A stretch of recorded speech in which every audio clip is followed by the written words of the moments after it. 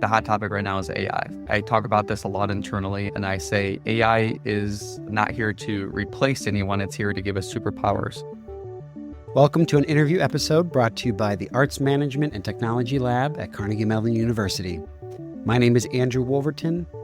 Joining us today to talk about technology's evolving role in nonprofit arts management is Zachary Collins.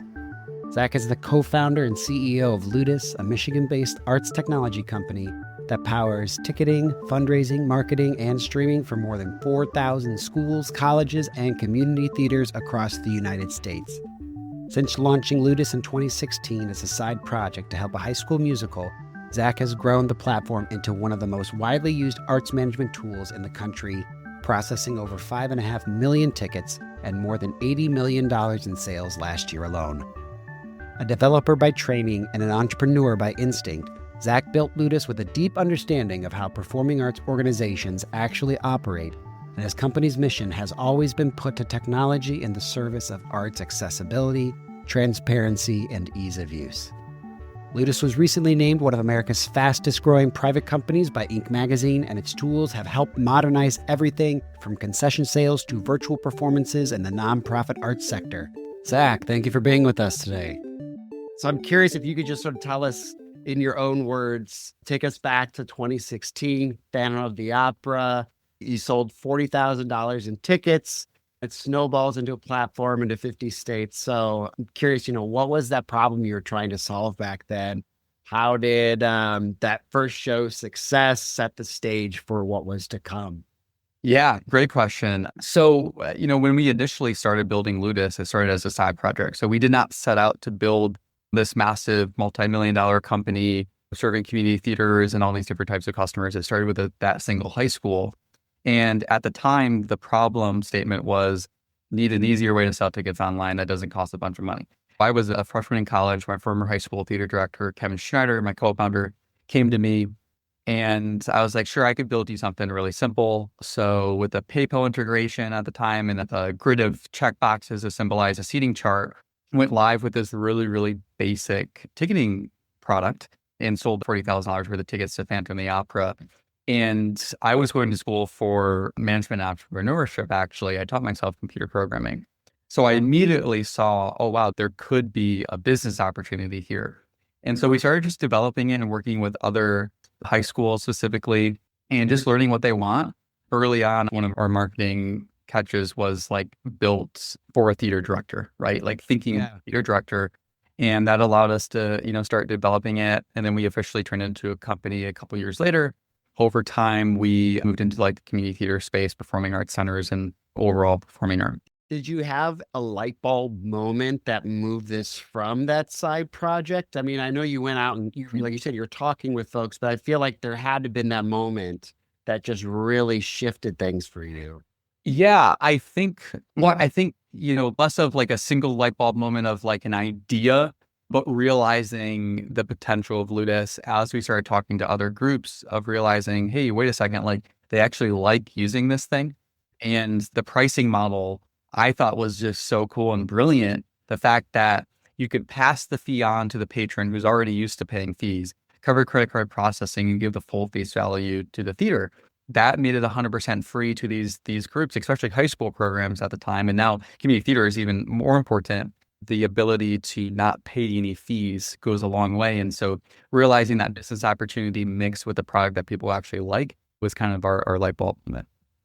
And so, I mean, Ludus, for what you guys are doing, and you're kind of getting into a bit of the company philosophy. And, you've said that selling tickets is the byproduct, the bigger mission, and about bringing people together.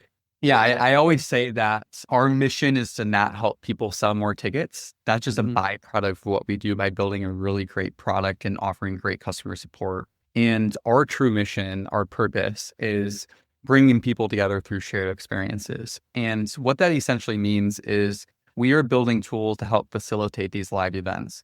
I believe it's ever more important in today's world with all the technology we have. We're actually like more connected than ever and more disconnected than ever in human history. And so these events where we come together, forget about the outside world for a while, the lights come down and we're all enjoying the same production, the same show, that goes an extremely long way, right? Like that's our true mission. It's a much bigger, grander idea than just helping people sell tickets. That's what drives us.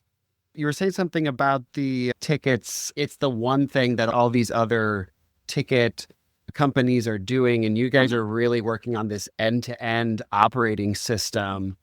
Not a lot of these folks are going to college for arts management. So for a listener who maybe is running this theater company or their school program, could you paint a picture of how Ludus might handle everything for their live event? What makes it easier than juggling the multiple tools like many have done in the past? Yeah, for sure. I mean, I kind of think it starts with the history of how we started. When we initially started, as we talked about, we started with a high school theater program, a decent sized high school theater program, but still, considered a smaller size type customer, right? And so we started from the bottom up. A lot of ticketing companies start from the top up, a Spectrix, Telstra. They start with the big boys first, and they build these really complex systems, and then they try to go down market a little bit, but they don't care about the $7 million customers for sure.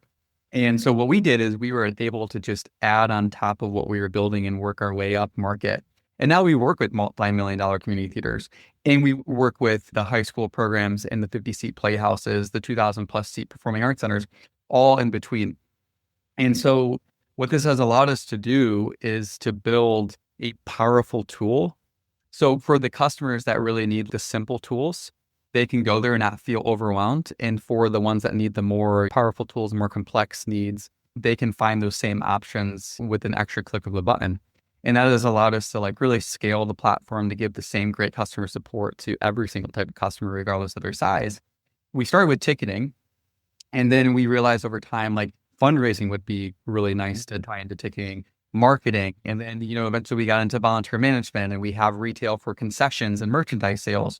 And so we tied all these things together into one platform where they all can speak to each other, allowing organizations to cut out costs of other products that they're using, bring it all in-house, all the data speaks to each other.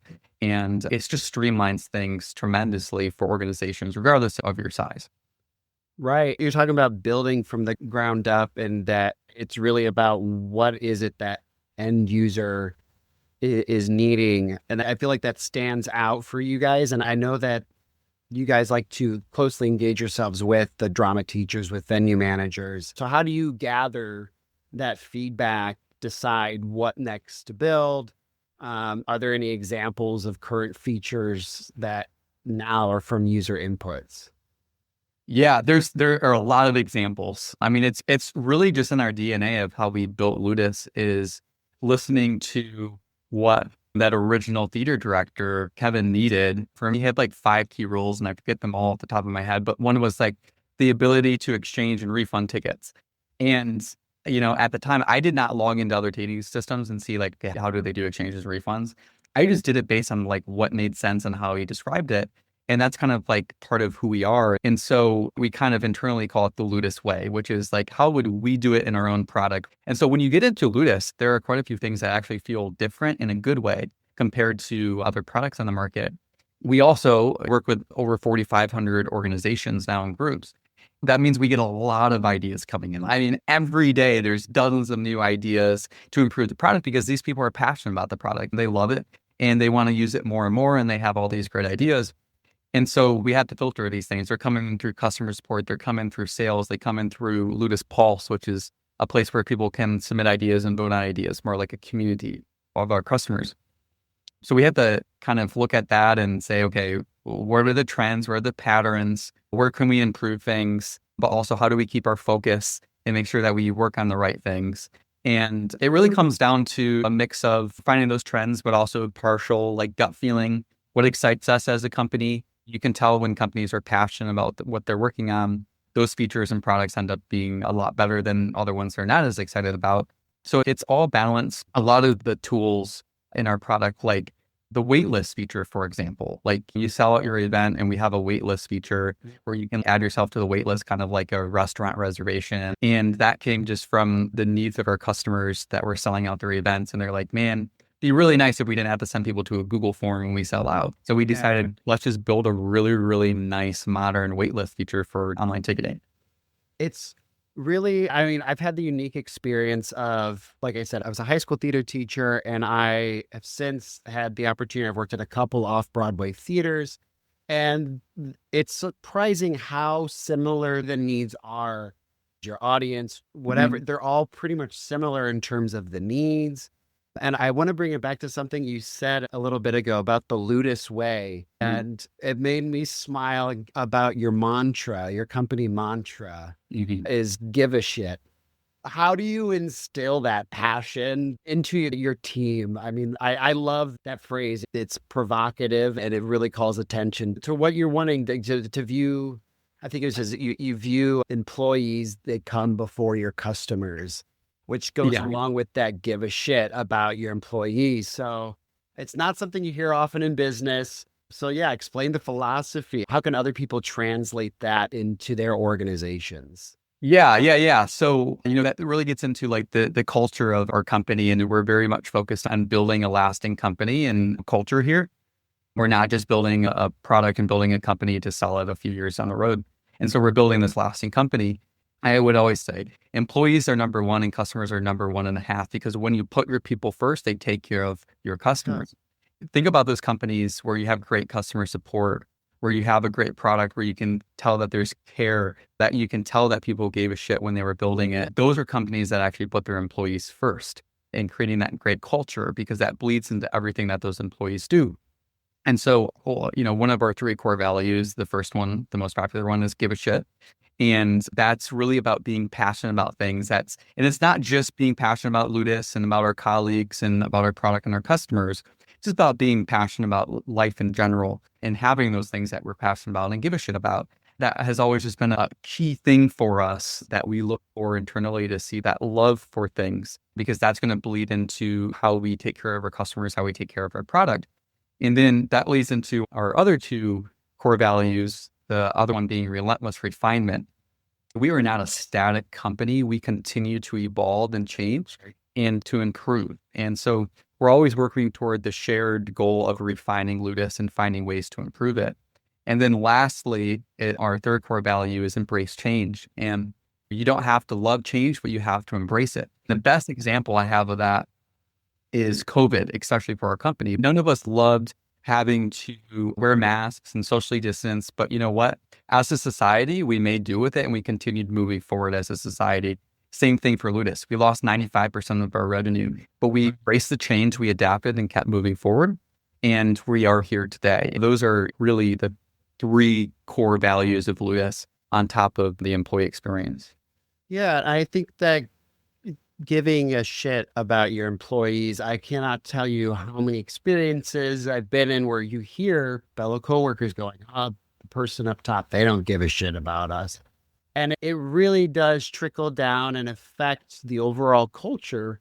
And, it goes beyond equitable pay. The Performing Arts Center PAC here in New York, they just opened up, and it doesn't matter what level of employee you are, and you feel like, I am actually a part of this organization. I want to show up to work on time. I want to be here. I want to be a part of this. And I think that, like you said, it's a key differentiator against more traditional ticketing, fundraising solutions and companies. Why do you think that smaller organizations might be stuck with this pen and paper or older software and not switching to Ludus? Is it a lack of knowing Ludus exists, or is it a resistance to change because maybe you've talked to people and said, here's our thing, and they're like, good with what we have? Yeah, I think it's definitely a mix. I mean, we still are building our brand and getting the Ludus name out there, and we continue to find more and more partnership opportunities to do that in marketing and sales and all that kind of stuff. We're growing in that area, right? What it comes down to when we do reach out to those people is comfortability. So if you've been using the same platform for 10 years, you know how to use it. You don't want to change things up. You're happy with it. But also loyalty, especially to some of the smaller ticketing companies where they personally know the owners. They're not getting all the great features that they need, but again, there's loyalty there. That's really hard to beat. It does appear as a big feat to switch ticketing platforms. And so where we try to do a good job is educate potential customers on how we can make it easy for them to switch. We have some really neat data importing tools, self-serve onboarding tools and stuff like that. It's a lot easier than it appears, especially when you have a great onboarding team and great customer support and all that kind of stuff. So there's a lot of different reasons that people are happy with their current solutions. And we try not to be pushy about it. We just know that we'll be there when they're ready to switch. There's not really trade shows for, ticketing companies or for nonprofit small organizations where you can just go and people walk up to a booth. Like any other product, I feel like you can go to trade shows, and this it definitely is, like you said, it's a personal connection that they may have with the owners of the companies. Imagine they have similar things with your company as well. And with you, I want to kind of switch gears to this kind of the personal connection and something that your mom had said about she was worried about you not skipping college, I guess. How close did young Zach actually come to ditching school to chase the startup dreams? What do those early wins, I guess, teach you about balancing education and entrepreneurship? Yeah, I think so. Growing up, I was very much influenced by Silicon Valley, and I had started growing connections out in Silicon Valley. Starting so young in tech, you start to just like find other young people in tech and you start chatting and building, websites together. I started a company out in Portland, Oregon, or co-founded a company out in Portland, Oregon, my senior year of high school. And so there was a lot of push and pull toward like, okay, not going to college.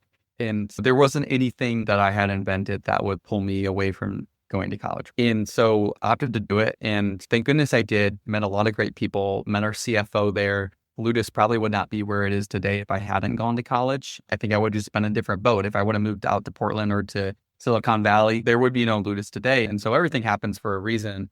But I did have the entrepreneurial challenges and continued to have that bug. That's why we started building Ludus more and more, seeing this business opportunity and taking on the challenge of like, okay, I'm in class right now, supposed to be paying attention to the professor, Yes. but this customer really needs my help right now.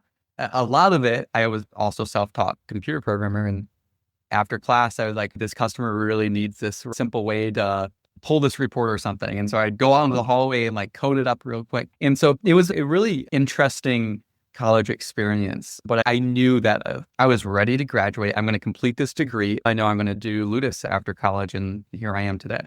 I feel like the term side project really doesn't capture it's a passion project. I mean, to really stick with that through your undergrad, those are some formative years. You're learning so much about yourself and the type of person you want to be and drown out the parties and the college experience. I went to a larger undergraduate school. I went to Indiana University. So very different. And the pressures of that culture would make something like that very difficult. And you were talking earlier about COVID, which I can't, that was an earthquake of like for the performing arts community in general. And you were saying, you guys had lost 95% of revenue pretty much overnight. And so that chapter, became this turning point for live streaming to come into play. I mean, it was just everywhere. I know Twitch popped off overnight and I was helping run live stream cabarets, and so there's now like social distancing tools for seating. So like, I guess take us through that crisis in March of 2020. How do you rally your team with only like 5% of what you have left? There's hindsight now with how the pandemic changed Ludus's trajectory and your perspective on the business. So to start right before COVID, 2019, we had hired our first employee in customer support. So she came on board and we were starting to build this team and realized, okay, let's do customer support first. And then COVID hit and we had to, furlough, eventually lay off. And that was a bummer. So it was back down to Kevin and I. We weren't paying ourselves anymore. And Ludus was making a little bit of money and suddenly just lost all that. And so you're like, man, it's back to a side project again. I don't know. And but we knew we had something. COVID was a black swan event that wasn't saying that a ticketing product was a bad idea or that it wasn't needed. It just wasn't needed at the time because it couldn't be used. So what we had to do was kind of think about what does the future look like? And number one was a streaming platform. So we came out with Anywhere Seat, which is just a really, really, at the time, bare bones way to sell virtual tickets to live streams and on-demand videos and figuring that out. I mean, you go from building a ticketing product that has like a seating chart and reports to now a streaming product. It's different technical challenges. And it went back to being scrappy and figuring out what to do and making it work. And honestly, it didn't make that much money, but it allowed us to at least retain our customers and help facilitate their virtual events. And then we also had to deal with social distancing when states started figuring out capacity limits and what social distancing looked like and going back to events. And so I like to say that we invented seat buffering. I don't know if other ticketing companies did the same thing, but I think we did it really well. And so it was just this automatic way of creating a bubble around each group that was buying tickets, and we set capacity limits. And so all those things combined allowed us to really gain the trust of the customers that we had at the time that, had used us pre-pandemic, showing them like, hey, we're still here and we're listening. We're trying to help you put these events on. And so we started building a lot of trust with those customers. And then during that time too, a lot in the market changed. Vendini was acquired by Audience View and they shut down Vendini. Brown paper tickets stole a lot of money, screwed a lot of organizations, overheard a lot of organizations. A lot of other platforms are raising their prices trying to make this work. Right after the summer of COVID, heading into the fall and heading into 2021, we saw this inflection point that all these customers started coming to us wanting to use our platform, and we were ready to go. We had the platform ready to go. And so all we had to do was make it through that COVID summer, and we did it. And then that was the night and day difference for our product, for our company. In 2021 is when we really, really accelerated. I mean, you guys really bootstrapped yourselves. Yeah. I guess you bootstrapped yourselves up and hit now profitability. I know you guys recently chose to bring in more investors now. What you closed in what I think is a $12 million growth funding round. Why right now? Is this the moment? What do you plan to do with this investment? How that growth pressure and investor expectations are not going to dilute that give a shit mindset 100%. because they're going to say, no, we do give a shit about our money. The bottom line. So what is it that you're doing to help? There is a balance. Yeah. You have to be sustainable with that. Yeah. Well, I mean, first it comes down to finding the right partner, and that's the investor. The investor that doesn't just care about that bottom line. Like the margins are very important to run a business and to continue growing. That's all a very important part of running a business. However, we had a lot of inbound investment from investors, and we would take calls once in a while and they're like, we just don't feel right about this. Like, this isn't the time. Like, we like being independent and we like being bootstrapped. And then eventually along came Mamba Growth Equity and Jay Colonesi. He hopped on a call with us and we were like, man, this feels different. Something's clicking with these guys. They had a new philosophy, a new way of thinking about private equity and growth equity. And it really spoke to us. They were trying to disrupt their market. We're trying to disrupt our market and change things up. We connected. And that was finding the right partner that actually understood our vision and who our customers were. I remember, I think it was like the second call with them, and they said like a term, and they actually corrected themselves using the proper industry term for in the theater world. And I was like, you guys actually put the effort in and actually like trying to understand who we're serving and why we love this market so much. They came in, they were able to retain control of our organization. They're able to offer us a lot of guidance and capital and insight and help in building this company. And so what we're doing with this capital, how can we accelerate our growth? How can we provide more to our customers? Like, we tripled our dev team, improved customer support, sales, marketing. All these teams have now grown and matured within Ludus in the past 6 months since taking the investment. And now we're able to offer more and more to our customers at a faster rate. Talking about implementing all those ideas, that's how we do it at a faster rate. It's been a really fun journey since taking that funding, and it's allowed us to mature and grow. Yeah, I mean, you're allowing you to disrupt I love that word, disrupting the field. And I guess that allows you, zooming out with that in mind. So where do you see the future of technology in arts management over the next 5-10 years? I know you've mentioned previously you wanted to expand Ludus internationally, developing, more tools beyond the ticketing and marketing, fundraising and streaming. What's exciting you most about these next steps? What ways you could tell us you're planning on disrupting the field? Yeah. So there's the thing about this market, and you kind of mentioned this before, is that it's very underserved when it comes to technology. There's almost like endless amount of possibilities of what we can be focusing on and working on. Number one, we want to continue to build and like mature our existing product and make it more and more powerful month after month with more and more features. And also looking at some of those core features like marketing, volunteer management, fundraising, like how can we make those stronger and better? And, kind of looking at our box office software, but then thinking, okay, where else can we go? Like, what else does this industry need? People allude to a lot of different ideas, like even in the Facebook forums, like the community theater forum on Facebook ran by like ACT, like there's so many great ideas in there just from people needing different things. We're exploring what other products and ideas are out there and services that we can offer in the market that can actually help grow these programs. Eventually, we're going to become a multi-product and multi-service company. For those organizations that still feel hesitation or intimidation, more so I would say, by new tech, especially with AI right now, there's a lot more intimidation with new tech. What do you say to these arts organizations? And what advice do you give them in embracing digital tools, choosing the right tech partners? I mean, I'm working with the thousands of theaters using spreadsheets and paper tickets still. Yeah, I mean, it's definitely a balance because the arts is definitely relationship driven. It's human driven. And so the hot topic right now is AI. I talk about this a lot internally, and I say AI is not here to replace anyone. It's here to give us superpowers. A big part of our company is always having humans there for our customers. Patrons come expecting to see, humans on stage, to have those humans in the lobby, to have that experience. It's a big part of coming together through these shared experiences. And so when it comes to technology, of course you have to embrace it.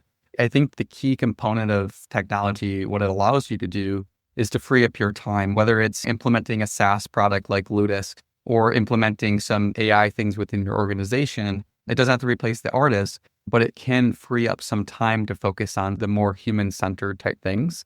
I think that's like kind of embracing change. Like one of our core values is you kind of just have to embrace it a little bit and figure out how to use it in your organization where you're comfortable with it. But at first, it's probably not going to be comfortable. It is what it is. But you have to make yourself uncomfortable to continue to grow.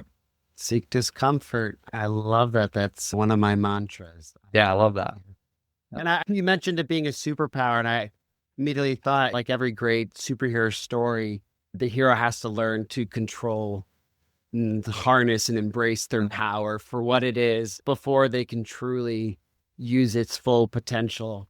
Although I guess the flip side is if they don't, that they become evil and destroy. Right. We don't want that for our arts organization. So listeners, embrace your superpowers. I do want to end on a more fun note. So you started Ludus to help high school theater.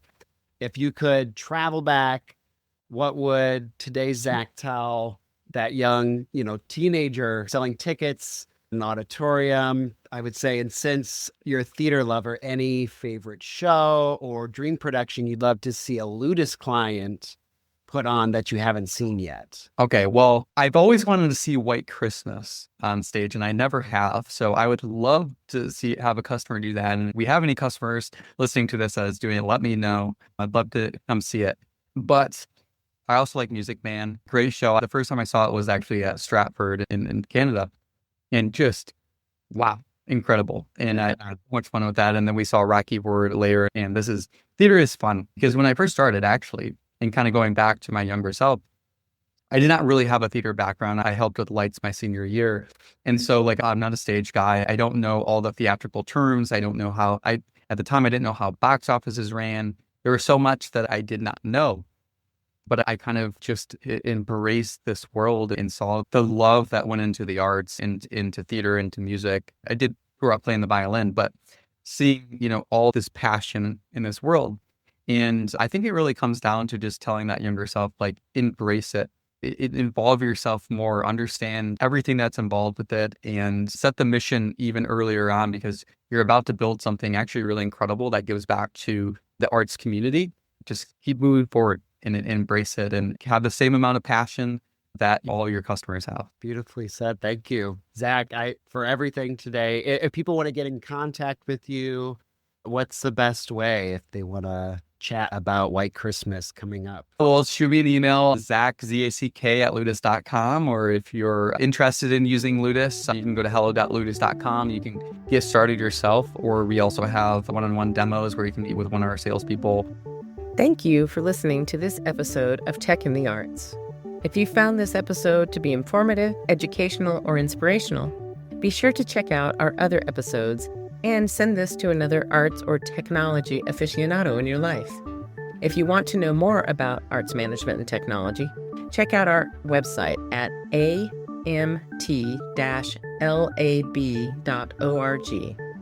Or you can email us at info@amt-lab.org. You can follow us on Instagram at Tech in the Arts, or on Facebook and LinkedIn at our full name, Arts Management and Technology Lab. Our season runs from September through May, so feel free to follow us on your preferred podcast app, be it iTunes, Spotify, or YouTube.